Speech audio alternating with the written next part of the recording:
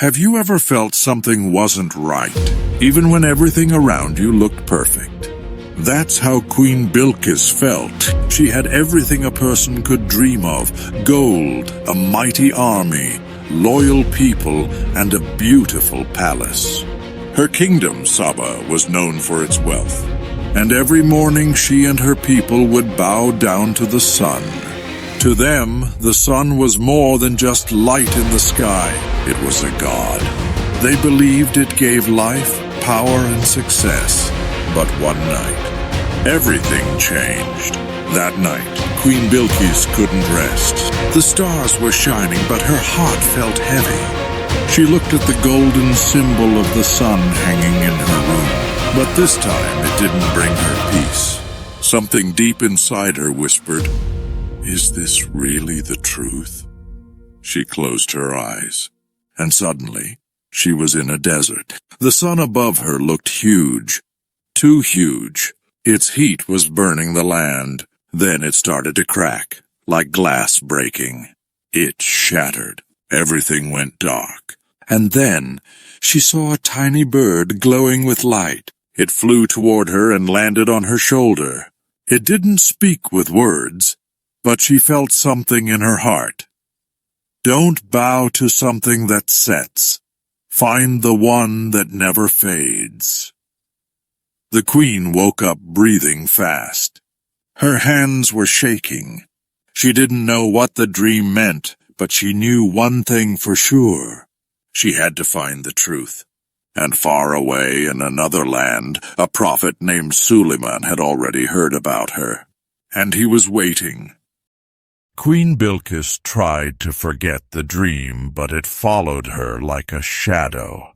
Every time she saw the sun, she remembered the voice in her heart. She didn't tell anyone. How could she? She was the queen. People trusted her. They worshipped the sun because she did. If she showed even a little doubt, what would they think? But something inside her had already changed. Far away, in the land of Prophet Sulayman, something strange happened. A small bird, a hoopoe, who was part of Sulayman's army, went missing for a while. When it returned, it looked excited and full of energy. The bird flew straight to Prophet Sulayman and began to speak. Yes, speak, because Sulayman had a special gift from Allah. He could understand animals. The bird said, "I've seen a kingdom ruled by a woman. She has everything, a huge palace, a powerful army, but her people bow to the sun instead of Allah." Sulayman listened carefully. He wasn't angry. He was curious. Who was this queen? Why would someone so wise worship the sun? He decided to send her a letter. Not a threat, but an invitation. He handed the letter to the same bird and said, "Go, drop this near her, then step back and watch what she does." The bird flew fast, crossing mountains and rivers until it reached the kingdom of Saba. It dropped the letter where the queen would see it, and waited. When Queen Bilqis opened the letter, her hands trembled. The words were short but powerful. It said, "In the name of Allah, the most merciful, do not be proud. Come to me as a servant of God." She read it again and again. This was no ordinary message. It felt different. Strong but calm. Direct but kind. For the first time in her life, the queen felt small. She called her advisors together and showed them the letter. They said, "You're the queen. You have power. We can fight." But her heart whispered something else. "No," she said. "I want to know who this man is." Inside, she already knew this wasn't just about power or politics. It was about truth. She decided to send a gift, not a small one, but something grand. Gold, jewels, treasures, enough to impress any king. If this Sulayman really cared about riches, he would accept it. But if he didn't, then maybe, just maybe, He was truly different. The messengers of Queen Bilqis traveled for days, carrying heavy chests filled with gold, silver, and rare gems. They had never seen so much treasure packed in one place before. When they finally arrived at Prophet Sulayman's kingdom, they expected to see shock, or at least excitement. But Sulayman looked at the gifts and smiled gently. He said, "Do you think I need this? What Allah has given me is far better than what you've brought." The messengers were stunned. Not angry, just stunned. This was the first time they had met a king who wasn't impressed by gold. Sulayman sent them back with a clear message. "Go back to your queen. Tell her to come to me herself, not with gold, but with truth in her heart." Back in Saba, the queen waited for news. She believed the treasures would soften Sulayman's heart, but when her messengers returned, they didn't speak like normal men. They spoke like people who had seen something they couldn't explain. "He's not like anyone we've met," they said. "His kingdom is powerful, but peaceful. His army is unlike anything on earth. Men, animals, even birds obey him, and he speaks of a God who sees all, knows all, and wants people to think, not just bow." Bilqis went quiet. A strange feeling rose in her chest, not fear, not pride, but longing. She looked out at the horizon. "Prepare a caravan," she said at last. "We are going to him." And so, the Queen of Sheba began her journey. Not as a ruler sending gifts, but as a woman searching for the truth.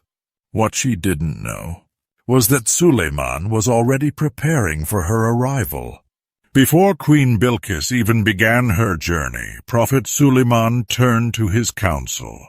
He looked at one of his trusted advisors and said, "Who among you can bring me her throne before she arrives?" One of the strongest jinn stood up. "I can bring it to you before you even stand up from your seat," he said proudly. But then another one, a quiet man who had knowledge from Allah, said, "I can bring it to you in the blink of an eye." And just like that, in less than a second, the throne of Bilqis appeared in front of Sulayman. But he didn't stop there. He looked at the throne carefully.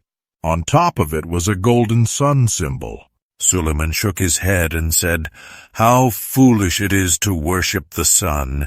Even if it were made of gold, it cannot hear you. It cannot help you." So he ordered the throne to be slightly changed, just enough that Queen Bilqis wouldn't recognize it right away. It was a quiet test, not to trick her, but to see how she would react. Then he called the kingdom's best architect. "I want you to build me a palace," he said, "but not an ordinary one. Build it over water. Let the floor be pure glass, so clear that it looks like a river flows underneath." The architect bowed. "If you allow the jinn to help, we can finish it in 2 weeks." Sulayman nodded.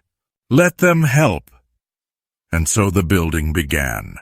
A breathtaking palace rising over water, with glass so clear it confused the eyes. The walls were mirrors. The ceiling was also glass, catching the sunlight and dancing it across the floors like water. It wasn't just beautiful. It had a secret purpose. Sulayman had heard rumors. Some whispered that Queen Bilqis was not fully human, that her father was a powerful jinn, and she had inherited strange traits.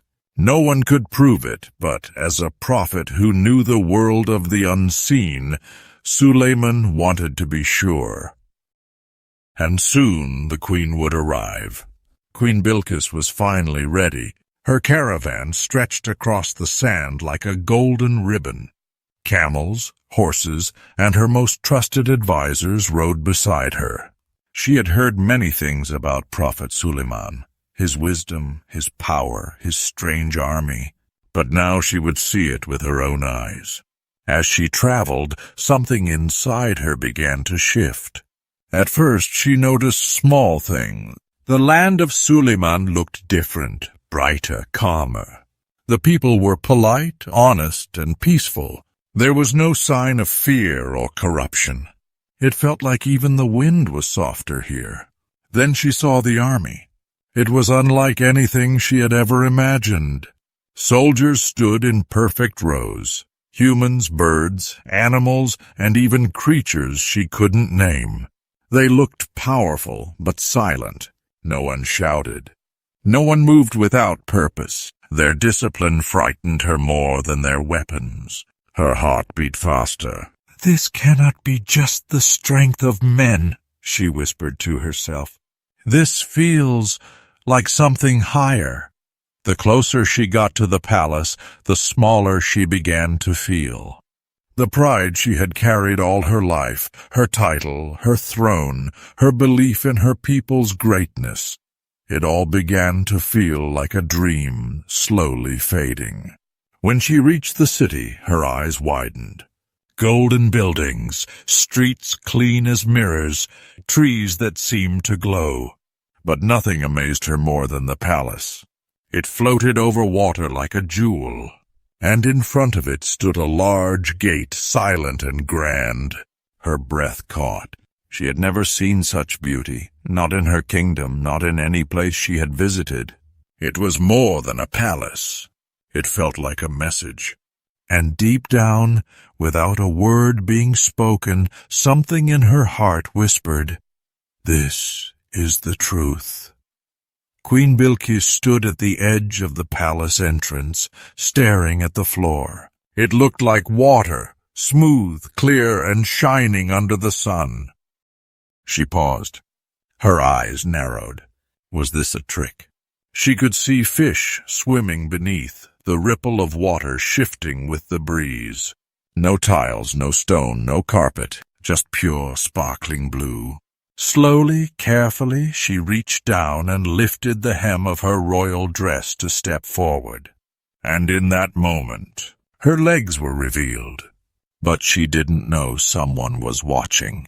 Someone who had planned this moment from the beginning. It was not just a beautiful design. Prophet Sulayman had ordered the glass floor for a reason. A test. A quiet, brilliant test. Because there were rumors. Whispers that reached his ears through the winds, the jinn, and maybe even the birds.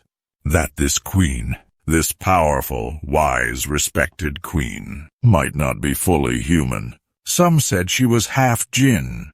Some said her father was an ifrit, a powerful type of jinn. Others said her beauty came from something not of this world. Now Sulaiman, with the calm of a prophet and the eyes of a king, watched her step across the glass. The water shimmered below her feet. Her legs, clean, soft, human, proved the truth. She was human. Not a jinn, not a creature of shadow, just a woman. Strong, intelligent, and now exposed. He said nothing. But inside his mind relaxed. The suspicion was over. Then, without warning, she looked up and saw her throne. Her heart jumped. She walked closer. It was hers. The same shape, same color, same sun symbol, but different. Some small pieces had been changed. It was like a dream version of her throne, as if someone had taken her memories and turned them into something sharper, clearer. She stared in silence. "Is this your throne?" Sulayman asked. Balqis looked again, trying to understand how it got here. She touched it. She walked around it. "It looks like it," she said carefully. She didn't want to admit it.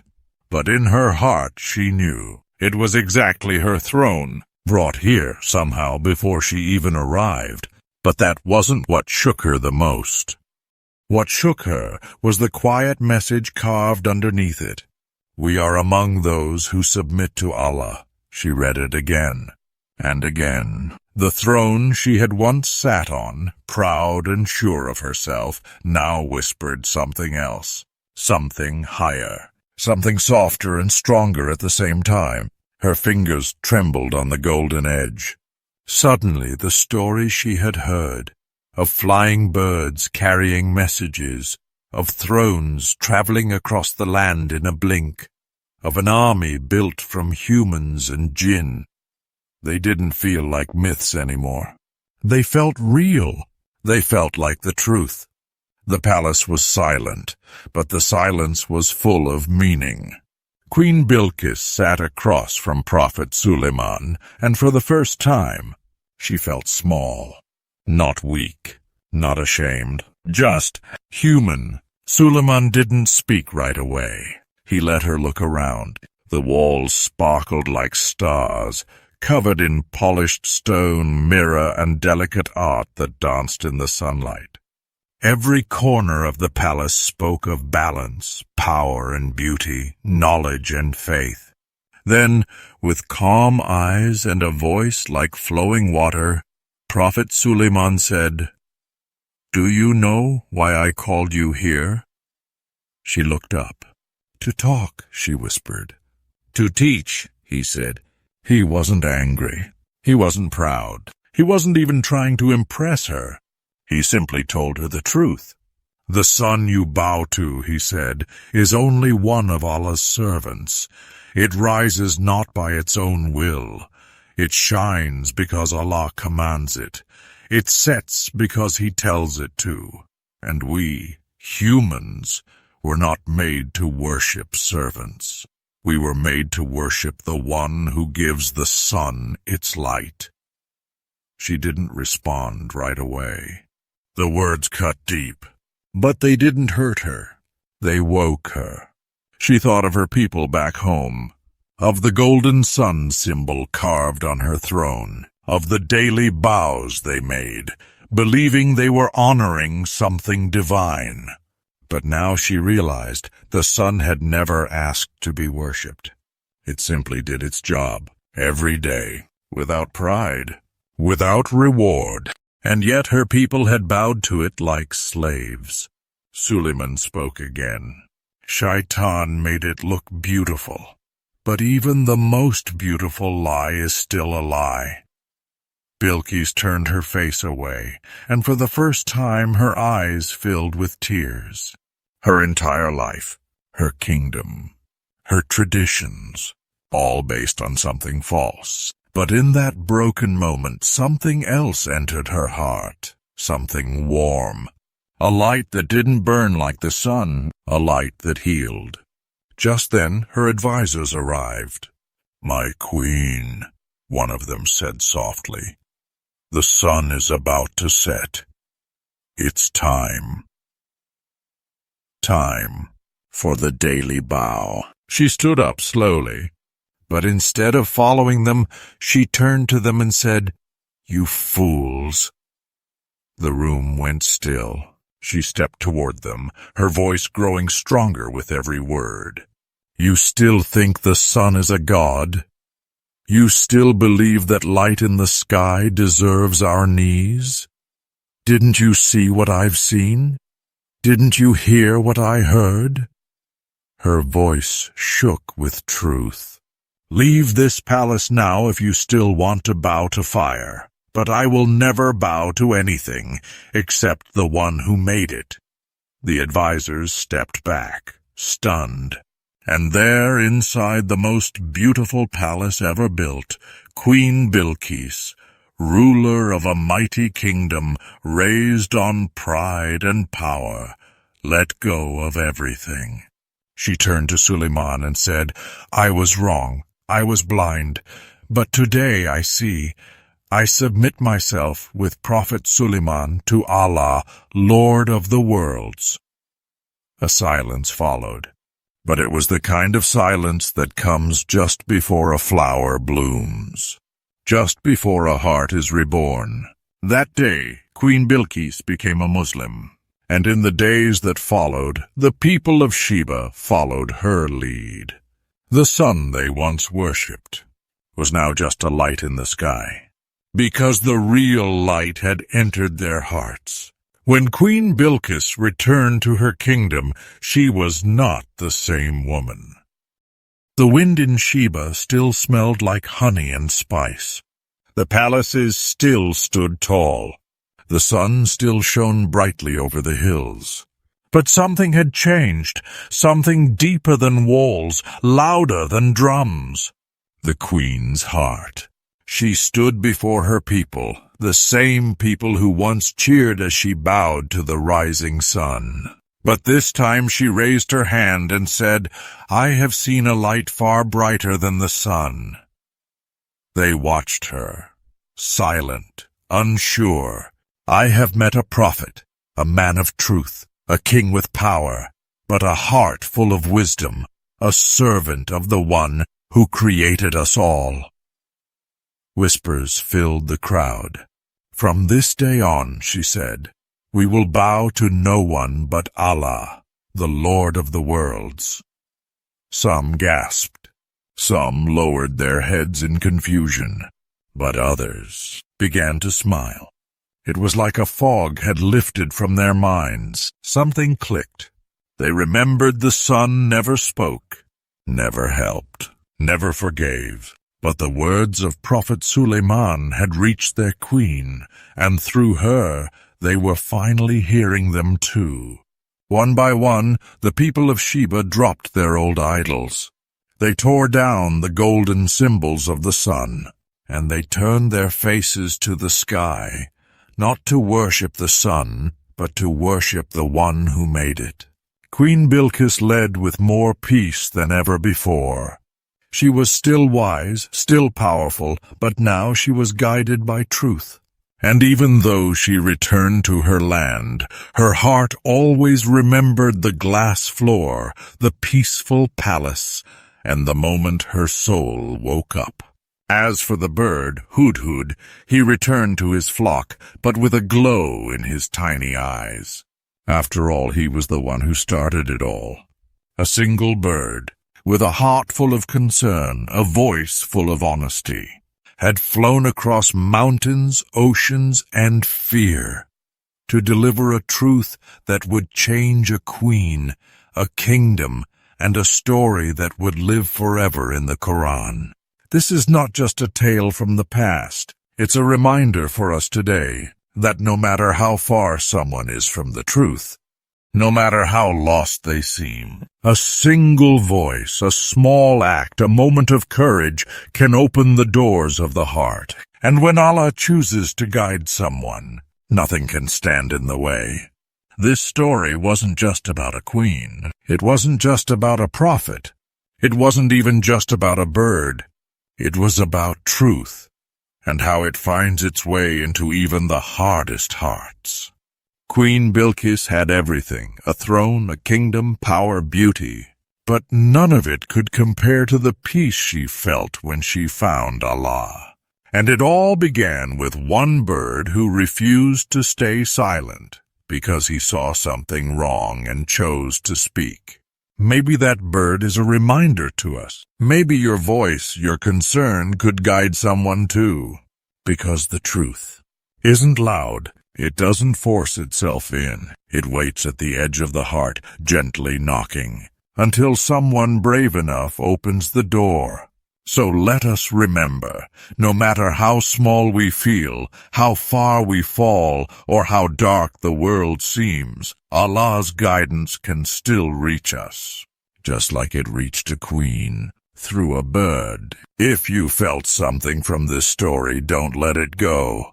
Hold it. Reflect on it, share it, and maybe, just maybe, someone else will find their light too.